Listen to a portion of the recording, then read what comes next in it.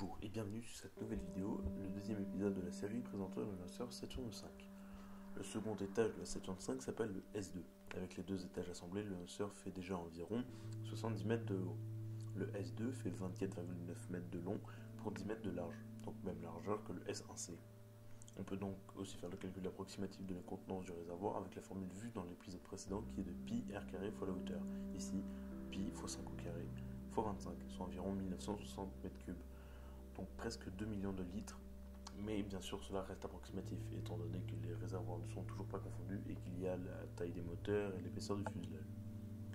Le second étage, donc le S2, prend le relais du lancement à environ 68 km de haut et s'arrête environ à 185 km à une vitesse de 24 600 km/h, soit environ 6,3 km/s. Il faut environ une vitesse de 7 km/s pour pouvoir être satellisé autour de la Terre.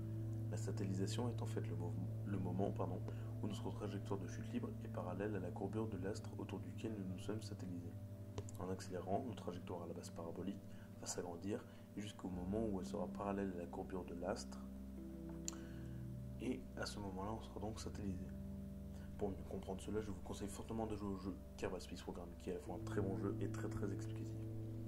Une fois satellisation faite, vous êtes censé ne plus retomber sur l'astre autour duquel vous êtes satellisé. Or, avec la Terre, même dans l'espace très haut, il y a encore un peu d'air, quelques atomes par-ci par-là.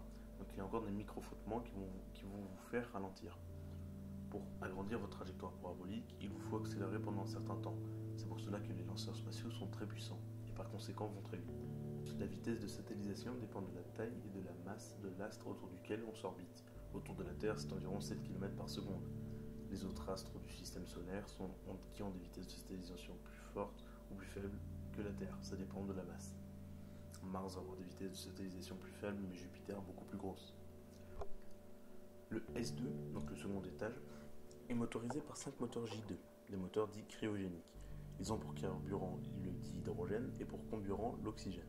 Ce sont des moteurs avec un excellent rendement dans le vide. Les Russes, eux, n'avaient pas la technologie pour développer ce genre de moteur, dit cryogénique. Ils n'avaient que des moteurs à kérosène qui avaient un faible rendement dans le vide. Pour la conquête lunaire, les soviétiques avaient un trop gros retard technologique par rapport aux Américains. Et c'est pourquoi les Américains ont pu aller sur la Lune avant eux. De plus, les soviétiques n'y seront jamais allés. Les moteurs J2 cryogéniques rejettent comme gaz d'échappement de l'eau. En effet, l'équation de la combustion des ergols du moteur sont 2H2 plus 2O est égal à 2H2O, soit 2 molécules d'eau. Le moteur avait une force de poussée d'environ 105 tonnes, qu'on multiplie par 5, car 5 moteurs, ça fait environ 525 tonnes. Et les gaz d'échappement du moteur avaient une vitesse de sortie tuyère d'environ 4,1 km/s. C'est encore gigantesque. Ces moteurs marchaient 500 secondes et l'étage était largué et retombé sur Terre après avoir presque fait un tour de la Terre.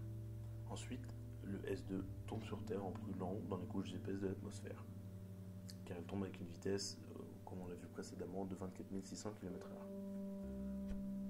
Il se désintégrera donc dans l'atmosphère en brûlant. Voilà, c'est tout pour ce second étage de la Saturn V. Le dernier épisode sur le S4B prendra un peu plus de temps à sortir, mais il y aura d'autres épisodes sur d'autres thématiques qui sortiront entre temps, car ce sera un gros épisode. Il y aura beaucoup plus de choses à expliquer, car le dernier étage, c'est la partie de la fusée où vraiment tout se passe pour la mission. On parlera du module de commande bien évidemment et du LEM. De plus, j'ai décidé que dès que je passerai les 1000 abonnés, je commencerai les vidéos Facecam, qui seront sans doute mieux et plus explicatives. Pour le coup, sur l'épisode d'aujourd'hui, il y avait moins de choses à dire, car c'est une phase du vol un peu moins intéressante que les autres. Mais enfin, il fallait tout de même le faire, car le S2 est bien un étage de la Saturn V. Sinon, moi je vous dis à la prochaine pour une nouvelle vidéo sur ma chaîne. N'hésitez pas à vous abonner, à laisser un commentaire pour me dire ce que je peux améliorer dans mes vidéos.